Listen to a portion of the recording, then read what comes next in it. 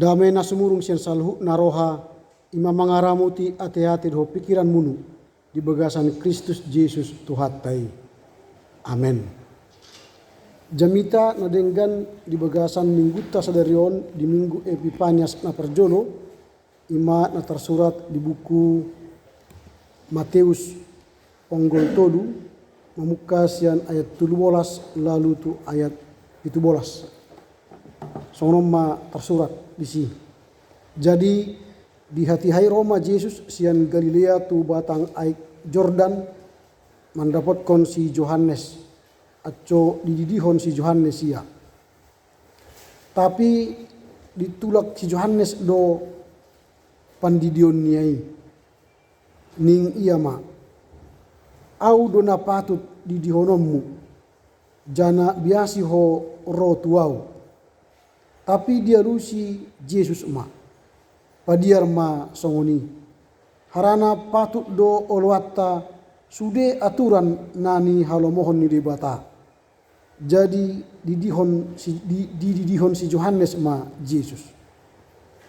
Dungi duksidung dididihon manigor ruar ma Yesus sian batang aiki otpot ma mukap langit di ide Yesus ma tondini di bata mijur songon darapati songgop tusia. Dungi terbege ma sora sian langit na mandok ondo anakku nahu haholongi job dorohaku midaya ima sahakna. Mari debita.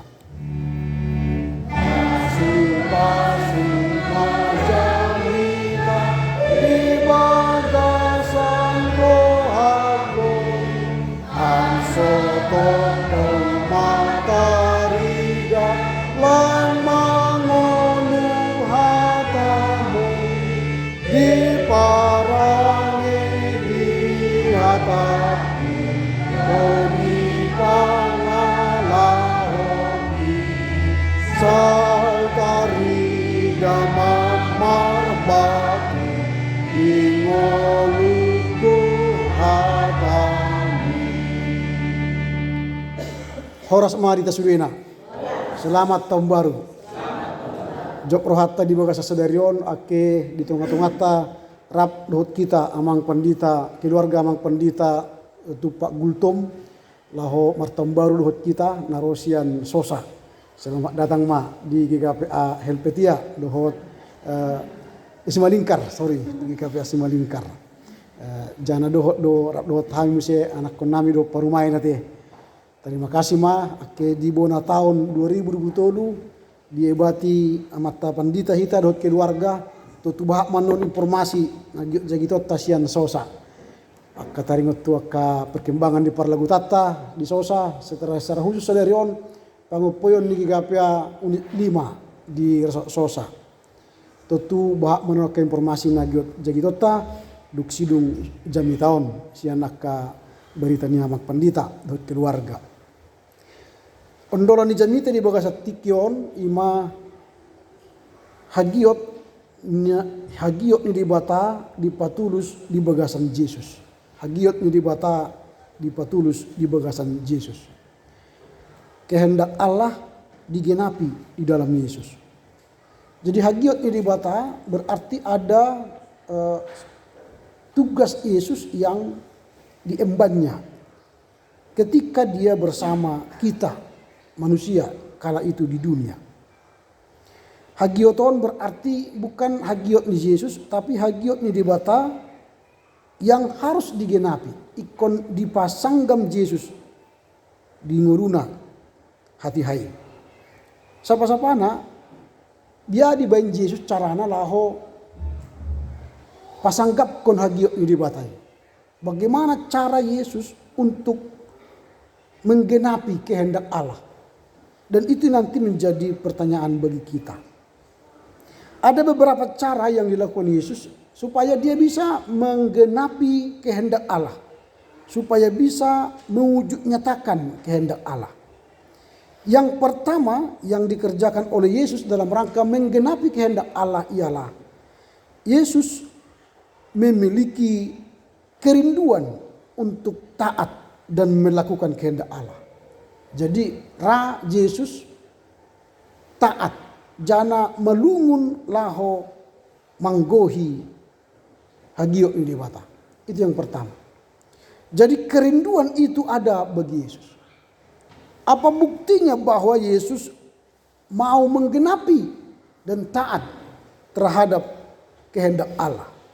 Kalau kita baca ayat yang ke-13, maka datanglah Yesus dari Galilea ke Yordan kepada Yohanes untuk dibaptis olehnya. Jadi Yesus datang berjalan kaki dari Galilea ke sungai Yordan. Itu jauh sekali.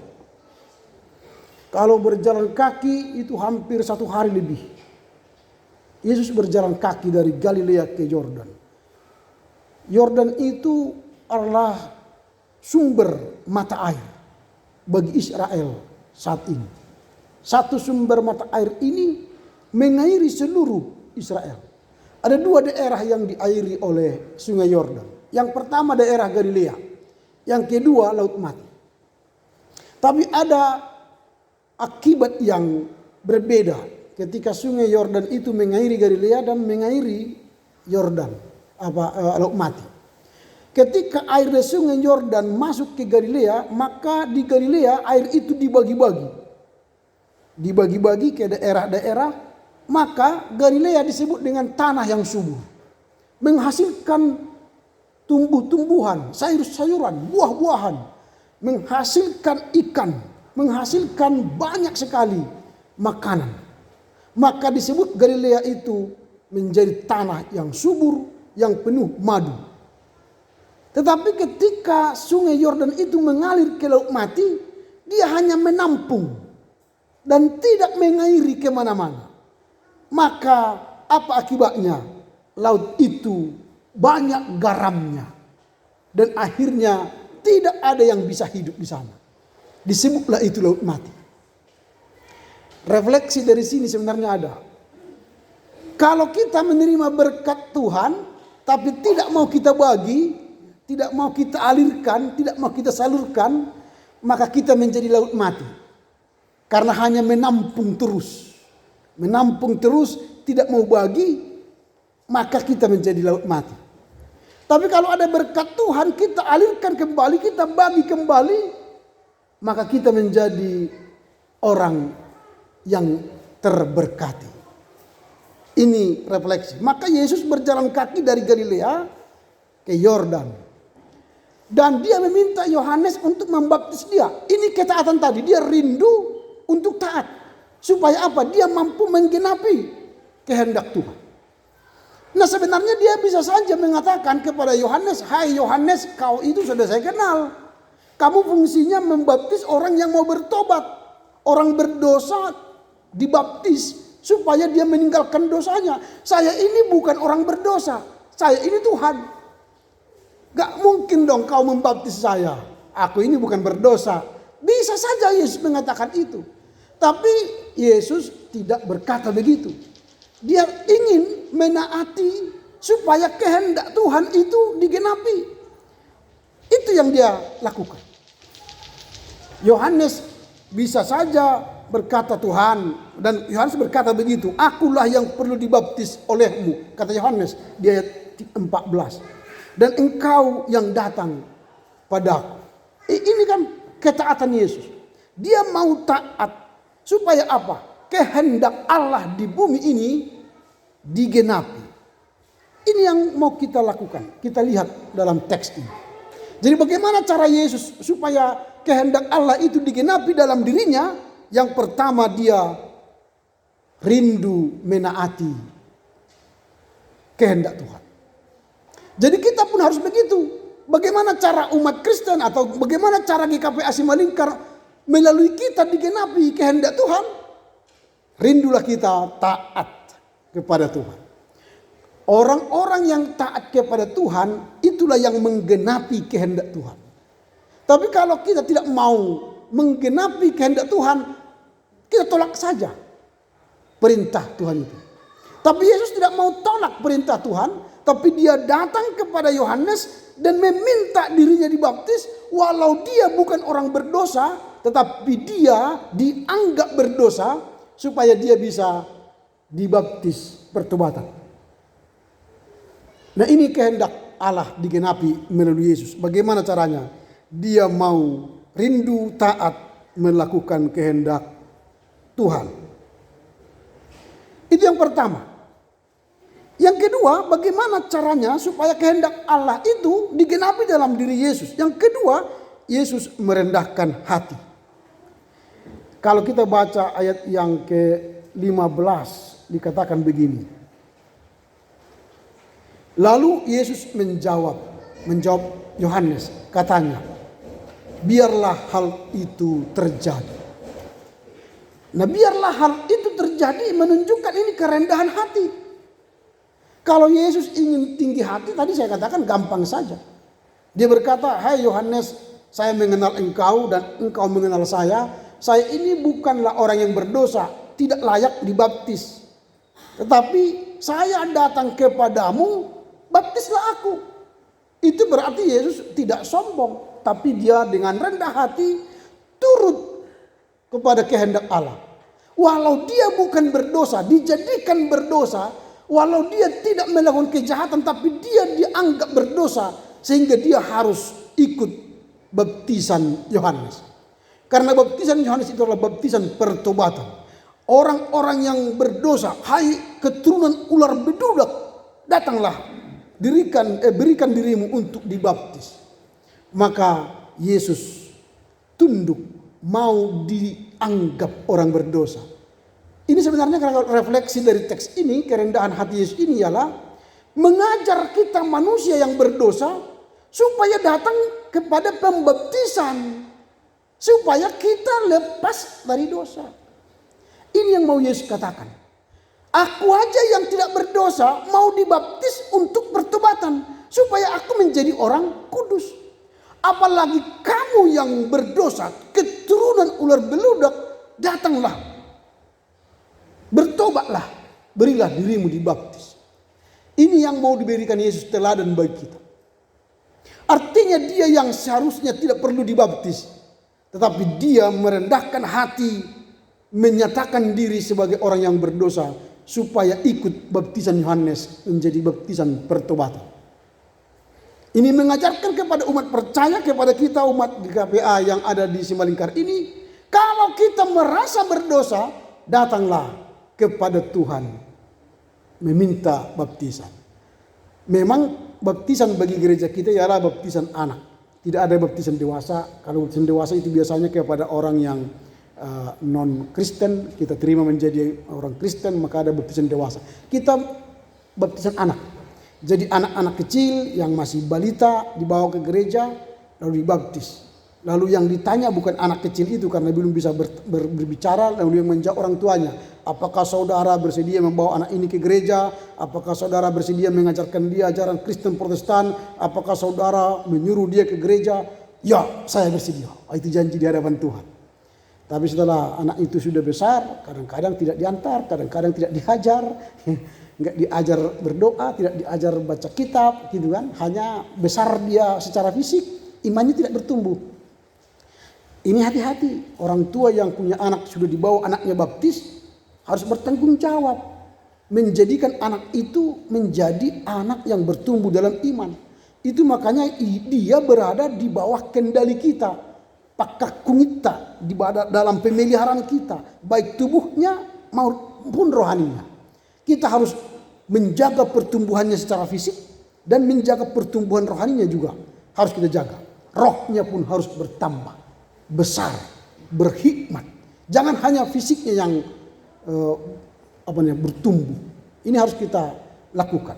Inilah baptisan itu adalah sebuah pertanda kita mati dalam dosa, kita dibenamkan dalam dosa, lalu kita bangkit menjadi manusia baru.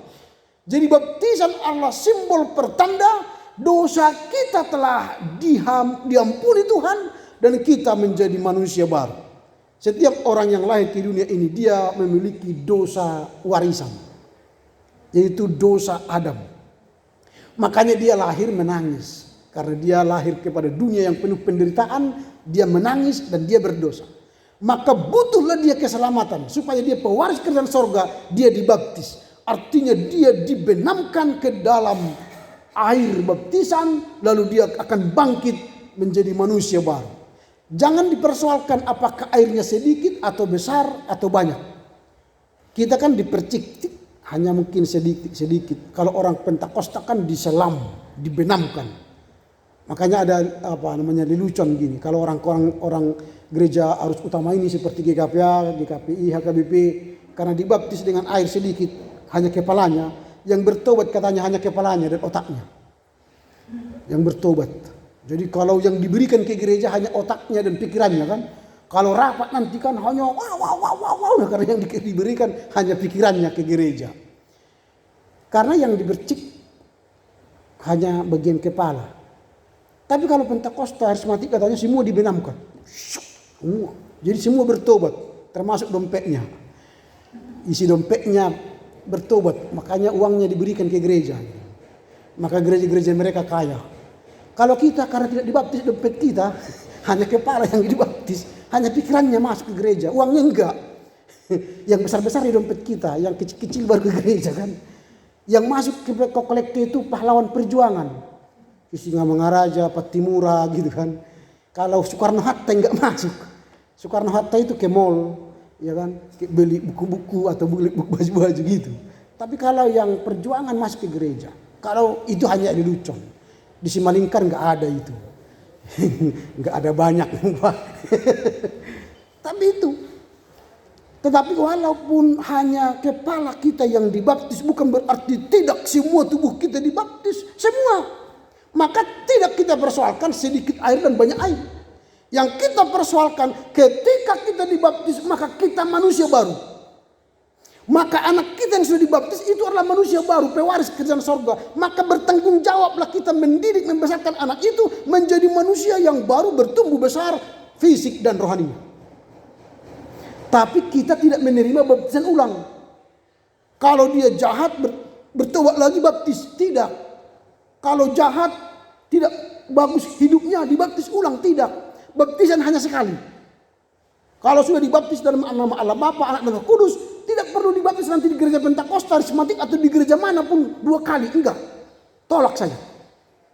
Kau dibaptis karena di gerejamu dulu hanya dipercik kepalamu. Di sini harus dibenamkan. Bilang aja, saya dibaptis dalam nama Allah Bapa, Anak dan Roh Kudus. Sama gerejanya, sama Tuhannya, sama. Tidak usah dibaptis. Tapi bertobat bisa berkali-kali. Paubahan roha bisa berkali-kali. Tapi baptisan hanya sekali. Kalau ada jemaat GKPA yang dibaptis 2 kali, menurut RPP dia harus digembalakan ulang. Karena dia telah melakukan penggagalan atau menggagalkan keselamatan yang dia terima. Sama seperti begini, kalau ini cek isinya 1 miliar, saya tanda tangani. Cek. Saya kasih sama Amang Inang. Lalu Amang Inang mengatakan, wah enggak sah, ini harus ditandatangani ulang. Pak Pendeta tanda tangan lagi supaya sah ini. Enggak percaya dia satu kali tanda tangan. Lalu saya tanda tangan lagi. Pertanyaan, apakah cek ini berlaku? Enggak, ini palsu. Karena tanda tangannya 2. Cek yang asli hanya 1. Maka baptisan itu hanya sekali. Tidak boleh berkali-kali. Tapi bertobat boleh berkali-kali. Karena kita masih manusia, jatuh bangun. Berubah pikiran kita menjadi manusia baik, menjadi lebih baik, bisa bertobat berkali-kali. Ini yang kita lihat dalam teks ini. Maka Yesus merendahkan hati, memberi diri dibaptis, supaya apa?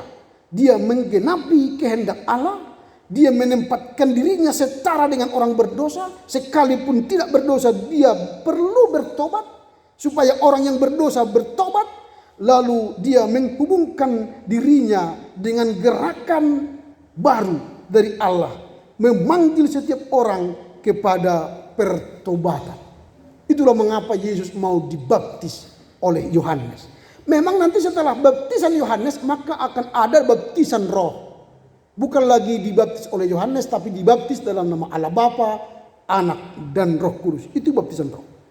Itu yang kedua, bagaimana Yesus menggenapi kehendak Allah dalam dirinya, dia merendahkan hati. Jadi implikasinya bagi kita sekarang, Kalau kita ingin melalui diri kita Allah kehendaknya tergenapi, maka datanglah kepada Allah dengan kerendahan hati. Jadi apa yang kita miliki sekarang, baik itu keluarga, baik itu harta, baik itu jabatan, ini adalah titipan Tuhan. Tidak ada yang kekal. Jadi kalau ini titipan Tuhan, maka jadikanlah hidup kita menjadi hidup yang merendah di hadapannya. Itu yang kedua. Yang ketiga, kita harus menerima pemuliaan Tuhan. Ketika Yesus taat, lalu dia rendah hati, maka setelah dia dibaptis oleh Yohanes, maka turunlah merpati Roh Kudus seperti merpati ke dalam diri Yesus. Lalu terdengarlah suara dari surga, inilah anakku, kepadanya lah aku berkenan.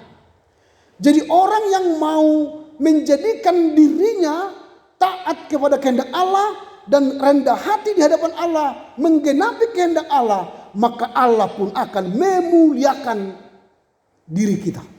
Sama seperti Yesus dimuliakan oleh Allah. Maka Yesus menyuruh atau menurunkan Roh Kudus kepada Yesus, dan terdengarlah suara, inilah anakku yang kukasihi, kepadanya lah aku berkenan. Nah, jadi berkenan ini berarti Yesus memiliki kemampuan, kualitas memenuhi standar Allah. Jadi Yesus itu unggul. Dalam dirinya ada keunggulan, bisa memenuhi kehendak Allah. Jadi warga jemaat GKPA pun harus manusia yang unggul. Unggul dalam rangka melayani Tuhan. Supaya apa? Kita punya kualitas melayani Tuhan. Melayani sebagai suami, melayani sebagai istri, melayani sebagai penatua, melayani sebagai warga jemaat, melayani sebagai apapun. Inilah orang yang berkenan kepada Tuhan. Jadi orang yang berkenan itu ialah punya kualitas memenuhi standar keinginan Allah. Punya kualitas panggilan yang benar-benar standar Tuhan. Jadi dia dipanggil memenuhi kehendak Tuhan, bukan dipanggil memenuhi kehendak dirinya sendiri. Karena persoalannya ialah sering kita menuntut Tuhan memenuhi kehendak kita, bukan memaksa kita melakukan kehendak Tuhan. Doa-doa kita setiap hari kan memaksa Tuhan memenuhi kehendak kita. Tuhan berkatilah anakku, berkatilah keluargaku, berkatilah pekerjaanku, berkatilah kesehatanku, berkatilah. Semua menuntut Tuhan memenuhi kebutuhan kita. Pernahkah kita berkata, Tuhan mampukan aku melakukan kehendak-Mu, berikan aku hikmat untuk melakukan kehendak-Mu. Kita tuntut diri kita, memaksa diri kita menuntut kehendak Tuhan, kita lakukan. Ini yang penting. Jadi standar berkenan bagi Tuhan itu ialah kita mampu melakukan kehendak Tuhan dan keinginan Tuhan. Lalu bagaimana caranya supaya hidup kita berkenan kepada Tuhan? Supaya kita punya standar keinginan Tuhan. Maka kita harus menemukan dan melakukan apa yang menyenangkan Tuhan. Jadi menyenangkanmu, hanya itulah tujuan kehidupan kita. Maka datang beribadah kepada Tuhan bukan hendak menyenangkan manusia, tapi datang beribadah kepada Tuhan kita mau menyenangkan hati Tuhan. Jadi ibadah bukan menyenangkan hati manusia. Saya ulangi, ibadah bukan menyenangkan hati manusia, tapi ibadah ialah menyenangkan hati Tuhan. Tapi banyak gereja sekarang ibadah itu menyenangkan hati manusia, memenuhi hasrat manusia. Bernyanyi, berdoa, berjam-jam hanya untuk memenuhi perasaan manusia. Itu bukan ibadah yang benar menurut kita. Ibadah yang benar ialah kita memenuhi hasrat Tuhan, menyenangkan hati Tuhan, bukan menyenangkan kita.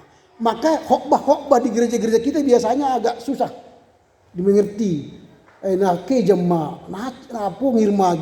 Kira-kira begitu ya. Tidak enak didengar memang. Tetapi itulah menyenangkan hati Tuhan.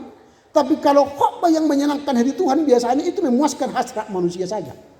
Tetapi kalau kehendak Tuhan mau kita penuhi, tuntutan kehendak Tuhan harus kita penuhi. Maka itu menyakitkan. Kita harus mampu berdamai dengan orang yang kita musuhi, orang yang kita benci. Kita harus mampu melakukan kehendak Tuhan. Itu memang susah. Lalu yang kedua, belajar hidup untuk orang lain dan tidak hanya menyenangkan diri sendiri. Jadi bagaimana caranya kita berkenan bagi Tuhan? Jangan senangkan saja diri kita, tapi mari senangkan orang lain. Ketika kita menyenangkan hati orang lain, maka kita telah melakukan itu sama dengan kepada Tuhan. Jadi kalau Cak Lontong mengatakan begini, aku kan sudah menyenangkan orang lain, lalu mengapa tidak kau senangkan istrimu dan anakmu? Kan mereka bukan orang lain katanya. Itu kan keluargaku, jadi aku senangkan orang lain katanya. Jadi jangan seperti itu maksudnya. Orang lain itu di luar diri kita. Harus kita buat mereka berbahagia. Kita senangkan. Pertanyaan kita terakhir ialah apa yang hendak kita renungkan dalam minggu Epiphanius yang pertama ini. Yang pertama, mari kita memiliki ketaatan terhadap kehendak Tuhan.